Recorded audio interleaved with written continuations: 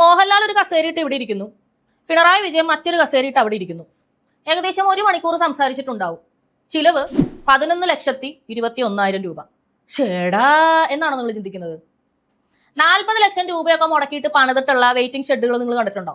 ഇത് പണിയാൻ 40 ലക്ഷം എന്ന് നിങ്ങൾ ചിന്തിക്കാറില്ലേ? എന്നിട്ട് നിങ്ങളത് വിശ്വസിക്കാറില്ലേ? അതുപോലെ ഇതും വിശ്വസിക്കണം. ഇടതുപക്ഷത്തെ വോട്ടിട്ട് ജയിപ്പിക്കാനാണ് ഭാവമെങ്കിൽ ഇതും വിശ്വസിക്കണം. അവരിങ്ങനെയാണ്. ഇത് എവിടെ നിന്നാണ് ഈ ഫണ്ട് എടുത്തിരിക്കുന്നത്? പാർട്ടി ഫണ്ടാണോ?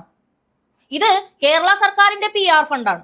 നമ്മുടെ പണം, നമ്മുടെ നികുതി പണം. ഇപ്പൊ നിങ്ങൾ ചാനലുകൾ എടുത്ത് നോക്കിക്കഴിഞ്ഞാൽ എല്ലാ വാർത്തയുടെയും താഴെ പിണറായി വിജയന്റെ ഫോട്ടോയോടുകൂടി LDF അല്ലാതെ മറ്റാര് എന്ന് പറഞ്ഞിട്ട് ഒരു പരസ്യം കാണാം, എല്ലാ ചാനലുകാരും. അപ്പൊ എന്താണ് അതിനകത്ത് മനസ്സിലാക്കേണ്ടത്? ഇവർക്കെല്ലാം PR ഫണ്ട് പോയിട്ടുണ്ട്. ഇവരെല്ലാം പിണറായി വിജയന് അനുകൂലമായ വാർത്തകൾ ഇനി ചെയ്യാൻ ബാധ്യസ്ഥപ്പെട്ടവരുമാണ്. റോഡിലിറങ്ങി എല്ലാ ജംഗ്ഷനിലും 1, 2, 3 എങ്ങോട്ട് തിരിഞ്ഞാലും ഇദ്ദേഹത്തെ കാണുന്ന രീതിയിൽ LED സ്ക്രീനും ഹോർഡിങ്ങും പരസ്യങ്ങളും അങ്ങനെ പലതായിട്ട് വെച്ചിട്ടുണ്ട്. ഇതൊക്കെ ആരുടെ പണമാണ്? നമ്മുടെ പണം.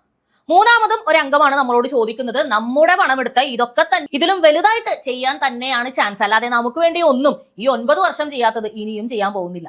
പെൻഷൻ ലഭിക്കാൻ പോകുന്നില്ല, കാരുണ്യ ആനുകൂല്യം ലഭിക്കാൻ പോകുന്നില്ല, ലൈഫ് മിഷൻ ലഭിക്കാൻ പോകുന്നില്ല, ഒന്നും തന്നെയും ലഭിക്കാൻ പോകുന്നില്ല. ഇതുപോലെ ചില PR ലഭിക്കും. അതിന് നിന്ന് കൊടുക്കണോ വേണ്ടെന്നാണ് ഞാൻ ചോദിക്കുന്നത്.